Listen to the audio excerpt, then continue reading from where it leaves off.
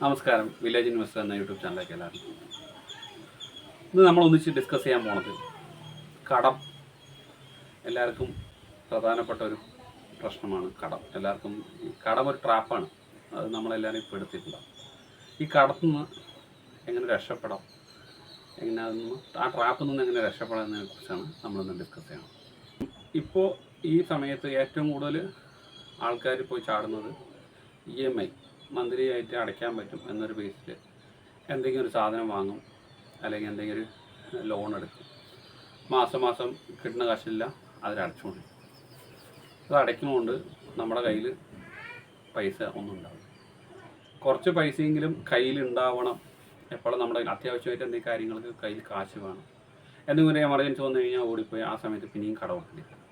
എന്തുകൊണ്ട് വെച്ചാൽ ആ സമയങ്ങളിൽ നമ്മുടെ കയ്യിൽ കാശുണ്ടാവില്ല. അപ്പോൾ കാശ് നമ്മുടെ കയ്യിൽ നിൽക്കണം. എപ്പോഴും അത്യാവശ്യമായിട്ട് കുറച്ച് പൈസയെങ്കിലും ഉണ്ടാവണമെന്ന് വിചാരിക്കുന്ന ആൾക്കാർ അതെങ്ങനെ നമ്മുടെ കയ്യിൽ കാശ് ഉണ്ടാവണം, നിലനിർത്തണം എന്നതിനെക്കുറിച്ചും ഈ കടങ്ങളൊക്കെ പരിപൂർണമായിട്ട് എങ്ങനെ നമുക്ക് ഒഴിവാക്കി സാധാരണ ഫിനാൻഷ്യലായിട്ട് സമാധാനത്തോടെ ജീവിക്കാം എന്നതിനെക്കുറിച്ചുമാണ് ഈ വീഡിയോയിൽ ഡിസ്കസ് ചെയ്യുന്നത്. ഏറ്റവും ആദ്യമായിട്ട് പറയുകയാണെങ്കിൽ മന്ത്ലി EMI എടുക്കാതിരിക്കുക. അങ്ങനെ പറഞ്ഞാൽ എന്തെങ്കിലും കാര്യത്തിന് എടുക്കണ്ടേ എന്ന് നിങ്ങൾ ചോദിക്കും. എടുക്കണം. എമർജൻസിക്ക് മാത്രം ലോൺ എടുക്കാൻ പറ്റും. 4 കാര്യത്തിന് മാത്രമേ നമ്മൾ എമർജൻസി ആയിട്ട് EMI ആയിട്ടോ ലോണായിട്ടോ എടുക്കാൻ പറ്റും. ഒന്നാമത്തെ കാര്യമെന്ന് ഉദ്ദേശിക്കുന്നത് കുടുംബത്തിലെ മരണമോ ആശുപത്രി ചിലവ് എന്തെങ്കിലും വന്നു കഴിഞ്ഞാൽ നമുക്ക് EMI ഒഴിവാക്കാൻ പറ്റില്ല. മക്കളുടെ വിദ്യാഭ്യാസമോ, രണ്ടാമത്തെ കാര്യമായി പറയുന്നത് മക്കളുടെ വിദ്യാഭ്യാസ സംബന്ധമായി ലോൺ എടുക്കാൻ എന്ത് ചെയ്യുന്നത് അതും ഒഴിച്ചുകൂടാൻ പറ്റാത്ത കാര്യമാണ്. കുടുംബത്തിലേതെങ്കിലും കല്യാണം, സഹോദരിമാരുടെയോ മക്കളുടെ കല്യാണം വന്നാലും നമുക്ക് കടം എടുക്കേണ്ടി വരും. പിന്നെ വീട് കെട്ടാനോ വീട്ടിലെന്തെങ്കിലും പണികൾ ചെയ്യാനോ ആയിട്ട് നമ്മൾ EMI ലോണോ അടവോ ആയിട്ട് എന്തെങ്കിലും എടുക്കേണ്ടി വരും. ഇത് നമുക്ക് ഒഴിച്ചുകൂടാൻ പറ്റാത്ത കണ്ടീഷനിൽ ചെയ്തേ പറ്റും. അല്ലാതെ നമ്മൾ ഫ്രിഡ്ജ് വാങ്ങാൻ വീട്ടിലെന്തെങ്കിലും കാര്യത്തിന് വേണ്ടി ചാടി പുറപ്പെട്ട് ലോൺ എടുത്തു കഴിഞ്ഞാൽ പിന്നെ നമ്മളിൽ ട്രാപ്പായി. പിന്നെ ആ ഒരു കടം അടച്ചുകൊണ്ടേയിരിക്കുക. നമ്മുടെ കയ്യിൽ മാസം കിട്ടുന്ന കാശ് മൊത്തം അടച്ച് കയ്യിൽ പൈസ ഇല്ലാതാവും. ചിലവിന് കാശുണ്ടാവും. പിന്നെ നമ്മൾ മറ്റുള്ളവർക്ക് റോൾ ചെയ്യേണ്ടി വരും, കടം വാങ്ങേണ്ടി വരും. ആ ഒരു കടത്തുനിന്നും മേലെ കടമായിട്ട് ഇങ്ങനെ കേരളത്തിൽ മിക്ക ആൾക്കാരുടെ അവസ്ഥ ഇതാണ്. ഇതിൽ നിന്ന് എങ്ങനെ രക്ഷപ്പെടാം എന്ന് ചോദിച്ചാൽ, നമുക്ക് കടമുള്ളത് ഈ കടം രണ്ടായിട്ടുണ്ട്. ഒന്ന് വലിയ കടം ഉണ്ടാവും, ഒന്ന് ചെറിയ കടം ഉണ്ടാവും. ഈ ചെറിയ കടങ്ങൾ ആദ്യം വീട്ടി വരിക. കുറച്ച് കൊടുത്ത് അത് നമ്മൾ അവസാനിപ്പിച്ച് ഓരോ കടങ്ങളായിട്ട് ചെറിയ കടങ്ങൾ അവസാനിപ്പിച്ച് വലിയ കടങ്ങൾ കുറച്ച് അടച്ച് സമയമെടുത്ത് അതിന് തീർക്കുക. മെയിനായിട്ട് നമ്മൾ ചെയ്യേണ്ടത് EMI ഒഴിവാക്കുക ഫുള്ളായിട്ട്. ഇനി ഒരിക്കലും EMI എടുക്കില്ല എന്നൊരു തീരുമാനം എടുക്കുക. ഈ അടവിനുള്ള പരിപാടി, പ്രത്യേകിച്ച് വീട്ടിലെ അമ്മമാർ, ഒരു അയൽക്കൂട്ടം ഉണ്ടാവും. അതിൽ മുറ്റത്തെ മുല്ല മുറ്റത്തെ ചെമ്പരത്തി എന്നൊക്കെ പറഞ്ഞ് ഒരുപാട് ലോണ് നമ്മൾ കളിക്കും. ഒരു 8 പേരോ 10 പേരോ വെച്ച് ഗ്യാങ് ഉണ്ടാക്കി ആ ഒരു കൂട്ടം ആൾക്കാരെ കൊണ്ട് ഒരു നല്ലൊരു എമൗണ്ട് കടം കൊടുത്ത് അവർ ആ ട്രാപ്പിൽ പെടുത്തും. ഒരാഴ്ച പോലും അടയ്ക്കാതെ വിടില്ല. ആ ഒരു മാസമാണെങ്കിൽ ഒരു മാസം അടയ്ക്കാതെ ചെയ്യാൻ പറ്റില്ല. ആഴ്ചയാണെങ്കിൽ ആഴ്ചയ്ക്ക് അവർ കറക്റ്റായിട്ട് വന്ന് അടവെടുക്കും. ഒരാൾ അടച്ചില്ലെങ്കിൽ ബാക്കി 8 പേരാണെങ്കിൽ ഒരാൾ അടച്ചില്ലെങ്കിൽ ബാക്കി 7 പേര് ആ പൈസ ഇട്ടിട്ട് അവർക്ക് ആ പൈസ കൊടുക്കണം. ഇത് ചെയ്യുന്നത് ഈ ഫൈനാൻസ് സ്ഥാപനങ്ങളാണ്. നിങ്ങളൊന്ന് പ്രത്യേകം മനസ്സിലാക്കേണ്ടത്, ബാങ്കുകളും NBFC നോൺ ബാങ്കിങ് ഫൈനാൻസ് സ്ഥാപനങ്ങൾ ഓരോ പേര് മൈക്രോ ഫൈനാൻസ് എന്ന പേരിൽ ഒരുപാട് ചെറിയ വേറെ പേരുകളായിട്ട് വലിയ സ്ഥാപനങ്ങൾ, ചെറിയ സ്ഥാപനങ്ങളല്ല, നോൺ ബാങ്കിങ് ഫൈനാൻസിൽ പേര് കേട്ട വലിയ സ്ഥാപനങ്ങളും ബാങ്കിങ് സെക്ടറിലുള്ള തന്നെ മൈക്രോ ഫൈനാൻസ് എന്ന രീതിയിൽ നല്ല ശതമാനം പലിശയ്ക്ക് ബാങ്കിനെയും കാട്ടി കൂടുതൽ ഈ നോൺ ബാങ്കിങ് ഫൈനാൻസുകാരും ആദ്യം ബാങ്കിനെ കാട്ടി പലിശ കൂടുതലാണ്. ബാങ്കിൽ ഒരു 12 ആണെങ്കിൽ ഒരു 18% പലിശ. മൈക്രോ ഫൈനാൻസിൽ എന്താ സ്ഥിതി ചിലപ്പോൾ അതും ചിലപ്പോൾ കൂടുതലായിരിക്കും, കുറവാൻ ചാൻസ് ഇല്ല. അപ്പം നമ്മൾ ആ ഒരു ട്രാപ്പിലേക്ക് പെടുത്തി മാസം നമുക്ക് ഒരു 8 പേര് ചേർന്ന് ലോൺ എടുക്കുന്ന വെച്ചോളൂ. നമുക്ക് എടുക്കുന്നതിന് ആവശ്യം എന്താണ് നമ്മൾ ആലോചിച്ചാൽ പ്രത്യേകിച്ച് ആവശ്യമില്ല. അവർ തരുന്നു എന്ന് പറഞ്ഞ് നമ്മൾ എടുക്കുക.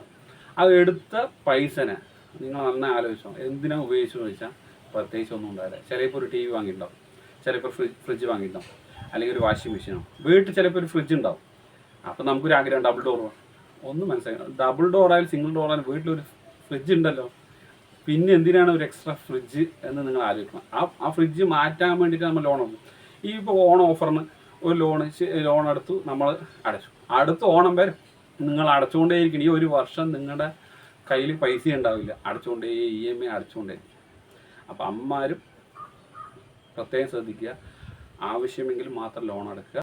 പിന്നൊന്ന്, നമ്മൾ പുതിയ എന്തെങ്കിലും ഒരു EMI അടയ്ക്കണം ആരെങ്കിലും ഒന്നേരം നമ്മൾ മോഹന വാഗ്ദാനം നൽകി പെട്ടെന്നൊരു തീരുമാനം ചാടി പോയിട്ട് നമ്മൾ എടുക്കരുത്. ഇപ്പോൾ നിങ്ങൾക്കൊരു സാധനം വാങ്ങണം, അല്ലെങ്കിൽ ഒരു ലോൺ തരാം എന്ന് പറഞ്ഞ് ആരെങ്കിലും വന്നു കഴിഞ്ഞാൽ, അല്ലെങ്കിൽ ഒരു സാധനം നിങ്ങളൊരു TV വാങ്ങണം, അല്ലെങ്കിൽ ഒരു ഫ്രിഡ്ജ് വാങ്ങണം തീരുമാനിച്ചു, ഒരു 24 മണിക്കൂർ അത് നീട്ടി വയ്ക്കും. അപ്പോൾ തന്നെ നിങ്ങൾക്ക് മനസ്സിലാവും അത് ആവശ്യമുണ്ടോ ഇല്ലയെന്ന്. ആലോചിക്കാനുള്ളൊരു സമയം അത് ലോണ് തരുന്നവരും തരില്ല, നമുക്ക് ആലോചിക്കാനുള്ള സമയം തരില്ല. അതിനുള്ള നമ്മുടെ അത് ട്രാപ്പിൽ പെടുത്തും. അപ്പം നമ്മൾ ആലോചിച്ച് അത്യാവശ്യമെങ്കിൽ മാത്രം ആ ലോൺ എടുത്താൽ മതി.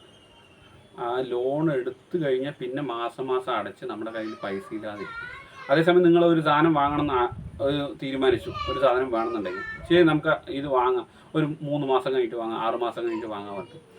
കുറച്ച് പൈസ മാറ്റി വയ്ക്കുക. മാസമായിട്ട് കിട്ടുകയാണെങ്കിൽ മാസം വാങ്ങുക. അല്ലെങ്കിൽ ദിവസക്കൂലികളുള്ളവരുണ്ടാവും, ആഴ്ചയ്ക്ക് പൈസ വാങ്ങാൻ അവർ കൊടുക്കുക.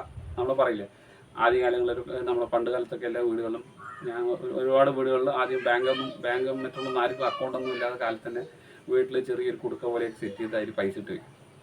പണ്ട് കാലത്തേ ഉള്ള അതിപ്പോൾ മിക്ക ആൾക്കാരും ഇല്ലയെന്നാണ് വിചാരിക്കുന്നത്. അപ്പോൾ അതിലേക്ക് നമ്മൾ നമ്മൾ ഒരു കുടുക്ക എടുത്ത് നമ്മൾ കുറച്ച് പൈസ അത് ചെറിയ പ്ലാസ്റ്റിക്കോ അല്ലെങ്കിൽ പ്ലാസ്റ്റിക്കിൽ കിട്ടും.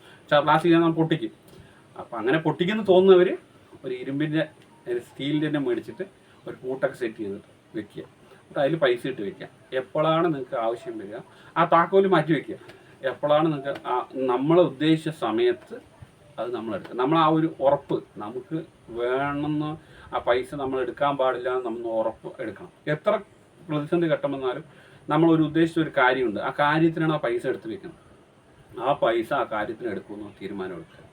പിന്നെ ഉള്ള കടങ്ങൾ, ചെറിയ കടങ്ങൾ ആദ്യം വീട്ടി അത് തീർക്കുക. വലിയ കടങ്ങളും അതിനുശേഷം കുറച്ചായിട്ട് അടച്ച് കടങ്ങളെ പരിപൂർണമായി വീട്ടി കടമില്ലാത്തവർ ആയി വരുമ്പോൾ നിങ്ങളുടെ കയ്യിൽ തന്നെ പൈസ ഉണ്ടാവും. എപ്പോഴും കയ്യിൽ കാശുണ്ടാവും. എപ്പോഴും കയ്യിൽ കാശ് വേണമെന്ന് ആഗ്രഹിക്കുന്നവർ മസ്റ്റായിട്ട് EMI ചെയ്യാതിരിക്കുക. മന്ത്ലി ആയിട്ട് എന്തൊരു അടവിലും നമ്മൾ ഇപ്പോൾ ഞാനിപ്പോൾ ഒരു ഉദാഹരണം പറയുകയാണെങ്കിൽ, നിങ്ങളൊരു ലോൺ എടുത്തിട്ടുണ്ടെങ്കിൽ ആ ലോൺ ക്ലോസ് ചെയ്യുന്ന മുമ്പ് തന്നെ, ക്ലോസ് ചെയ്യുന്ന സ്റ്റേജ് എത്തുമ്പോഴേക്കും അവർ നിങ്ങൾക്ക് വേറൊരു ലോൺ അവർ നിങ്ങളുടെ വെച്ച് തന്നിട്ടുണ്ടാവും. ഉറപ്പായിട്ട് അവർ വെക്കും.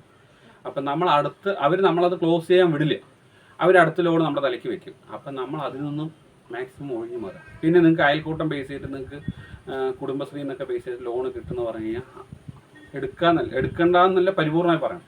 അതെടുത്ത് ആവശ്യമുള്ള അത്യാവശ്യ കാര്യങ്ങൾക്ക് ഉപയോഗിക്കും. അല്ലാതെ എടുത്തിട്ട് ചടയെന്ന് വീട്ടു സാധനങ്ങൾ അതൊക്കെ വാങ്ങി, വീട്ടു സാധനങ്ങളൊന്നും നമുക്ക് റിട്ടേൺ തരില്ല. അപ്പോൾ നിങ്ങൾ ഒരു അയൽക്കൂട്ടം ലോൺ കിട്ടി, ഇപ്പോൾ ഒരു പവൻ്റെ സ്വർണ്ണം എടുത്തു, അടുത്ത കൊല്ലമാകുമ്പോൾ അത് വാല്യൂ കൂടും. അപ്പോൾ നിങ്ങൾ ആ ലോൺ എടുത്തതുകൊണ്ട് ഗുണമുണ്ട്. അതേസമയത്ത് വീട്ടിലൊരു ഫ്രിഡ്ജോ വാഷിംഗ് മെഷീനോ വാങ്ങി വെച്ചാൽ അടുത്ത കൊല്ലമാകുമ്പോൾ അതിൽ എന്തെങ്കിലും മെച്ചം കിട്ടും? ഇല്ല. അപ്പോൾ നമ്മൾ എടുക്കേണ്ടെന്നല്ല, എടുക്കുമ്പോൾ അതെങ്ങനെ ഉപയോഗിക്കുക എന്നുള്ള കാര്യം കൂടെ നമ്മൾ ശ്രദ്ധിക്കുക. അപ്പോൾ കടക്കണിയിൽ നിന്ന് മാക്സിമം ട്രാപ്പ്, നമ്മളെ പെടുത്താൻ വരുന്ന ഈ ഫൈനാൻസ് സ്ഥാപനങ്ങളെല്ലാം നമ്മളെ ട്രാപ്പ് ചെയ്യുന്നത്. കേരളത്തിൽ മൊത്തം ഇപ്പോൾ എല്ലാവരും ഓരോ കടക്കണിയിലാണ്, എല്ലാവരും എടുത്താലും കടത്തിലാണ്.